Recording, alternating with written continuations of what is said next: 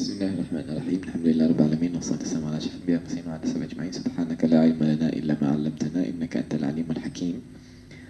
Kita sambung insyaallah dalam kitab Hayatun Nufus untuk Imam Abdullah bin Abi Bakar Al-Darus.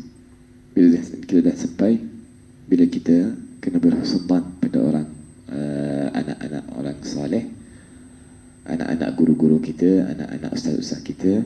Kita berhusnuzan bersama mereka, berhormat mereka kerana Allah Subhanahu Wa Taala dulu, dan juga kerana ayahnya yang saleh ini, untuk mereka tak dapat salah daripada orang lain, orang yang tak kenal mereka ni. Lepas tu, wa alayka bil rahmati wasyafaqati lil mahrami wa li ghairihi min al ajnabi. Dan untuk orang dan kita juga kena kasih sayang dengan mahram-mahram kita, dengan keluarga-keluarga kita, dan bukan mahram-mahram saja tetapi dengan semua. Mahram wal ajnabi, kita kena ada kasih sayang pada mereka, yakni berrahmah, kita bermuamalah bersama mereka dengan yang baik, dengan yang elok. Wa takunu bi lutfin wa satrin wa nasiha. Bila kita nak taguk mereka dengan keadaan lutuf, keadaan lembut, dengan nasihat, dengan sitir, yakni tutup. Bila kita nak bagi nasihat, bukan kita bagi nasihat cara publik, kita bagi nasihat cara kita dengan dia saja,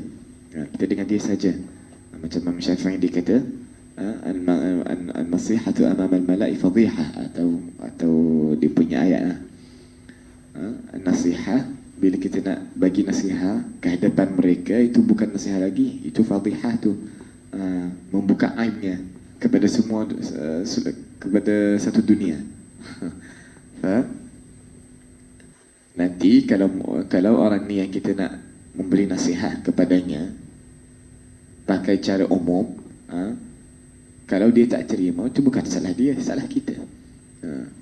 Sebab kalau kita datang dengan keadaan yang baik, dengan adab, dengan akhlak, cuba nak lembutkan hatinya, bagi kata-kata yang menambah khusyuk dalam hatinya, yang melembutkan hatinya. So baru kita mula dalam nasihat kita, pakai pelitik sedikit kat situ bila nak cari laluan masuk hatinya. Lepas tu baru bagi nasihat, bukan ke hadapan mereka, tetapi kita dengan dia sahaja, dalam keadaan tutup, tak ada orang yang nampak kita. So nanti insya-Allah diterima. Wa alayka bimahabbati hikayatil awliya'i wa ma yukhawwifaka min Allah wa yuzahidaka fid dunya wa yuraghibaka fil akhirah wa yubassiraka bi'uyubi nafsik. Dan satu nasihat yang dibagi kat sini, kita kena suka kisah-kisah orang awliya, orang salihin, kisah-kisah orang yang baik, macam mana dia hidup atas bumi ini. Dan antara mereka kisah-kisah Nabi-Nabi dan Rasul-Rasul. Mereka itu yang paling istimewa kasih Allah Subhanahu Wa Taala. Lepas tu sahabat-sahabatnya, orang yang mengikuti, yang ikut sahabat-sahabat, macam tabi'in, tabi'in, sampai zaman kita sekarang ni. Orang awliya, orang salih, kita tinggal kisah-kisah mereka. Dan apa-apa benda yang angkat rasa takut pada Allah Subhanahu Wa Taala dalam hati kita, dan yuzahidaka fid dunya, yakni kisah-kisah yang tolak suka dunia daripada hati kita, mendapat kisah yang boleh kita dapat daripadanya zuhud atas dunia ni. So kita hidup atas dunia ni sebab kita nak hidup, sebab Allah Subhanahu Wa Taala sudah cipta kita atas dunia ni. Tapi bukan kita nak hidup atas dunia ni nak suka dunia ni. Suka dunia ni macam disebut dalam satu hadis, hubbud dunya ra'su kulli khati'ah. Kepala semua keburukan ialah suka dunia. Bila kita suka dunia, nanti kita boleh curi, kita boleh bunuh mereka, kita boleh menipu, kita boleh, sebab apa? Nak dapat kawasan dalam dunia. So dunia ni kita kena keluarkan. Kita hidup, yes, alhamdulillah, itu satu hadiah daripada Allah Subhanahu Wa Taala. Bukan kerana dunia, tapi kerana jalan dalam exam yang ditetapkan daripada Allah Subhanahu Wa Taala untuk kita. So untuk orang beriman dan dia buat amalan yang salih, dia buat perbuatan yang salih, yang baik, dia nanti akan berjaya masuk syurga. Tempat tu baru kita boleh hidup kat situ. Tapi dunia ni kita kena aja macam zuhud. Kita ada atas dunia, tapi macam dunia ni macam tak ada. Kita jadikan dunia ni dalam tangan kita. Bila ada, alhamdulillah. Bila tak ada, alhamdulillah juga. Alhamdulillah yang pertama bila ada, kerana syukur. Alhamdulillah kedua, bila tak ada, untuk kita sabar. Alhamdulillah Allah SWT bagi ni exam untuk saya ni. InsyaAllah saya boleh sabar, saya boleh berjaya dalam exam yang dibagi daripada Allah Subhanahu Wa Taala ni. Wa yuraghibaka fil akhirah. Kisah-kisah yang apa ni? Yang tambah kita punya suka pada akhirah nanti. Kita suka akhirah, kita suka syurga, kita suka naim-naim yang ada atas dalam syurga. Dan cerita-cerita yang membuka aib-aib kita. Ya, bukan buka aib-aib kita yakni secara umum, tapi maknanya kita boleh nampak aib kita sendiri.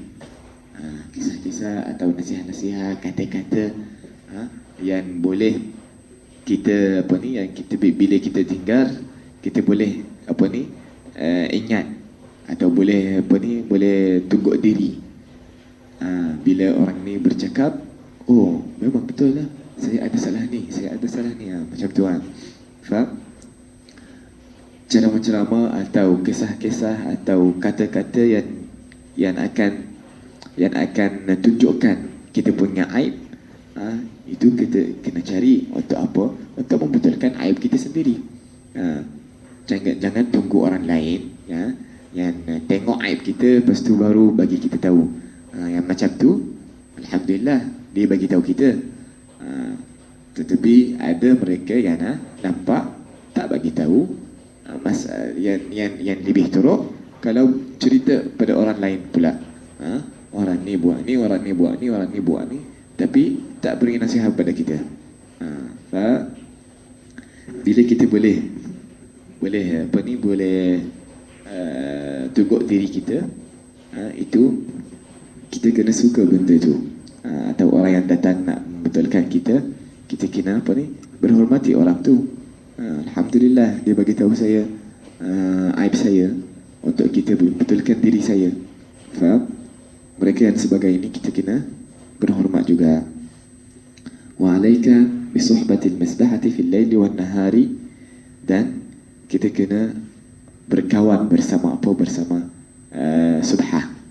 Subhah elektronik ke atau subhah yang kita tahu zaman datuk-datuk kita. Untuk apa? Bila kita ada masa kosong, kita boleh terus masuk tangan dalam poket, ambil masbah tu, berzikir pada Allah Subhanahu Wa Taala. Bila ada masa kosong, nak tunggu bas ke, nak tunggu tren, tunggu kita punya beratut, bila ada masa kosong, kita berzikir pada Allah Subhanahu Wa Taala. Khususnya dalam bulan puasa ni, insya-Allah kita ambil peluang dalam semua masa, pagi, siang, semua. InsyaAllah tak jalan bulan puasa ni kecuali dengan dengan masa yang penuh dalam ibadah, dalam zikir, dalam dan kita punya tidur pun atau amalan-amalan yang mubah dengan niat-niat yang baik, insyaAllah kita menukar amalan yang mubah tu jadi macam ibadah. Contoh saya nak tidur ni, untuk mendapat kuasa nanti berbuat ibadah, nanti nak buat tahajud, nanti nak buat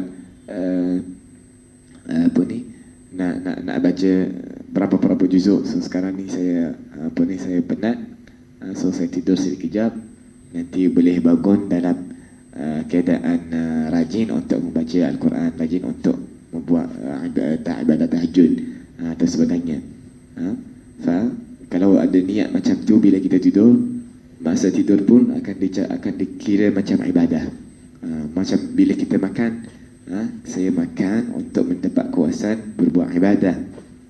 Bila kita mandi, bila kita relate dengan ibadah dengan niat-niat yang baik, so benda tu pun jadi kita dapat pahala daripadanya. Bukan tak jalan kosong dalam hidupan kita.